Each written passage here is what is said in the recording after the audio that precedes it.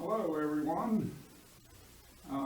My current deer rifle for Ohio is a single shot in .444 Marlin caliber, and that gun handles well, very accurate and super effective on killing deer.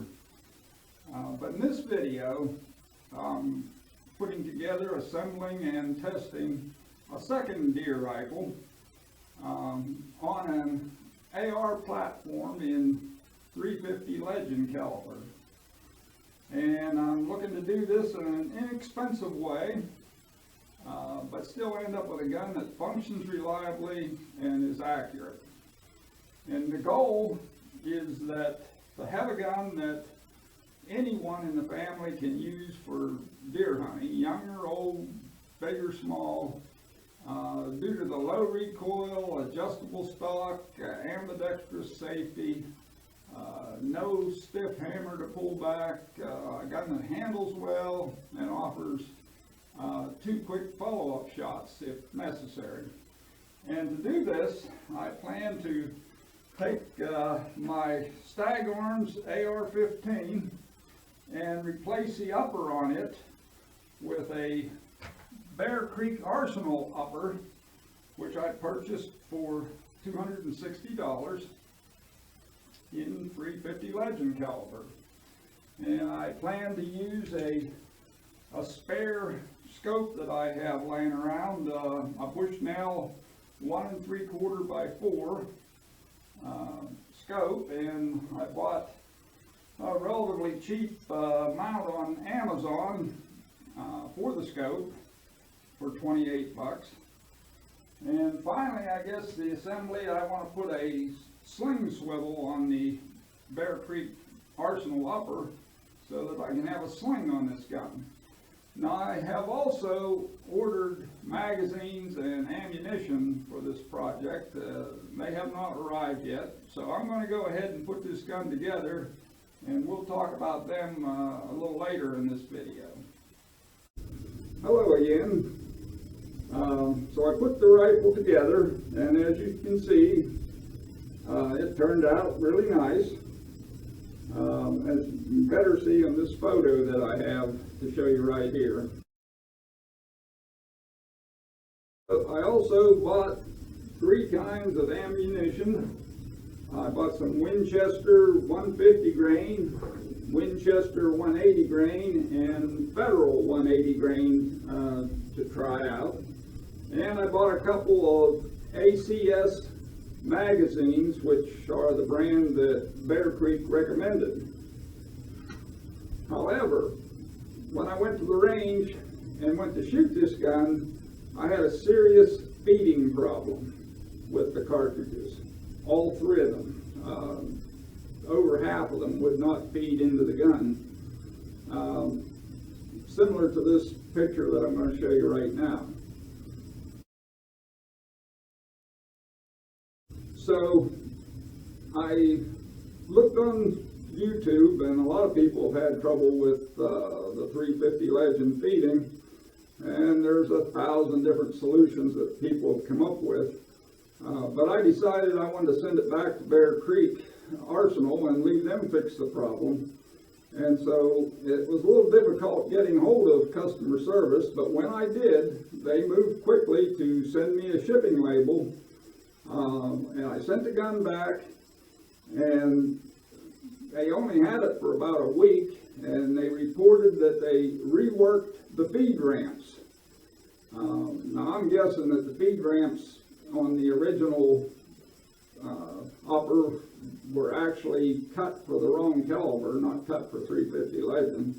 But nevertheless, they did do the work, and they returned it promptly. And now it's time to go back to the range, and we'll do that in the next segment of this video. I was expecting to be filming this segment of the video at the range, and I did go to the range.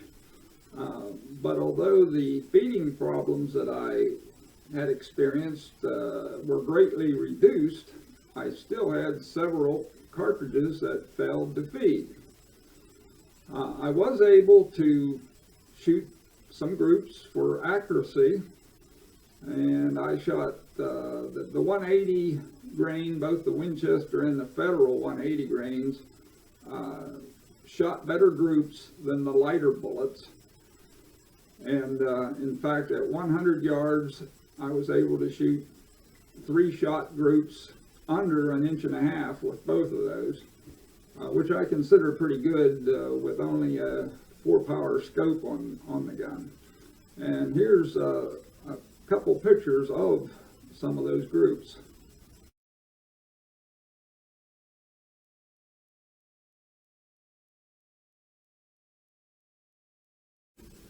So I came home and tried to analyze the problem a little bit by watching, trying to manually feed some cartridges into the gun and see what was happening.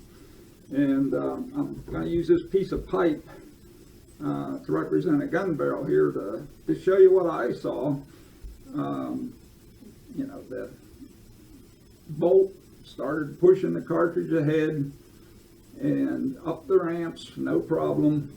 And most of the bullet is in the chamber whenever the cartridge comes out from under the magazine lips, and it jumps up a little bit and moves ahead. But about at this point right here, the bullet is now contacting the top of the chamber, and that back edge on the bottom of the chamber is about 1/8 of an inch back on the casing. And at that point, it binds up. And actually that sharp edge on the bottom of that chamber actually cuts a gouge into the brass, and of course it stops right there.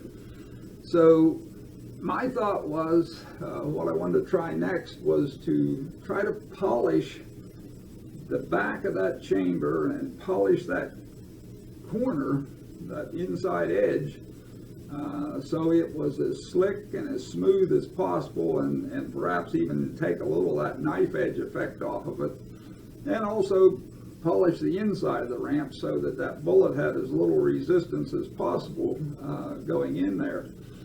And the equipment I used to do this polishing, you can see here on this picture that I'm going to show you right now.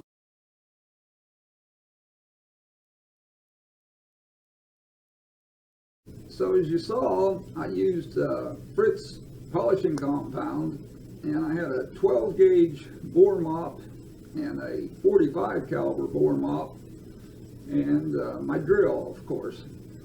And I put polishing compound on the back of the chamber and in the chamber, and I took that 12 gauge bore mop on my drill, and I put it up against the back of that chamber where it was actually catching that corner right there, and polished that up good.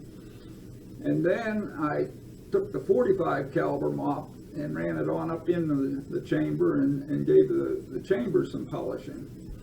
And after I did that, I manually cycled several magazine fulls of cartridges through the gun, and it does seem to feed a lot slicker. I had no failures to feed, and it just seemed to feed a lot slicker now. So our next step will be go back to the range and see how she shoots for real.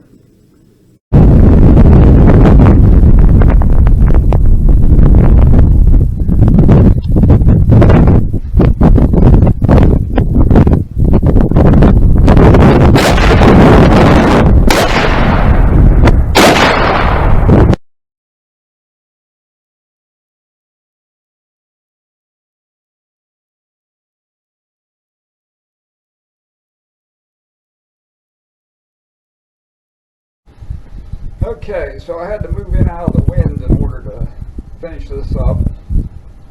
But as you can see, my gun is now functioning well.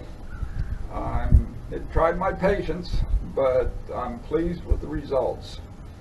And I know there's lots of causes of feeding problems in AR platforms, and I know there's lots of solutions to them.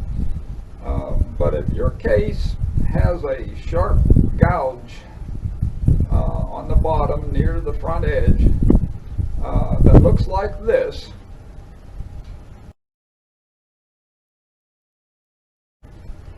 Then I think you could benefit by polishing the back edge of your chamber and the inside of the chamber. My youngest grandson was home from college and able to hunt the last weekend of the Ohio deer season, and he hunted from one of my elevated stands and was able to take a nice 2.5-year-old buck with this gun. He made a good shot at about 50 yards, and the buck ran about 25 yards and went down.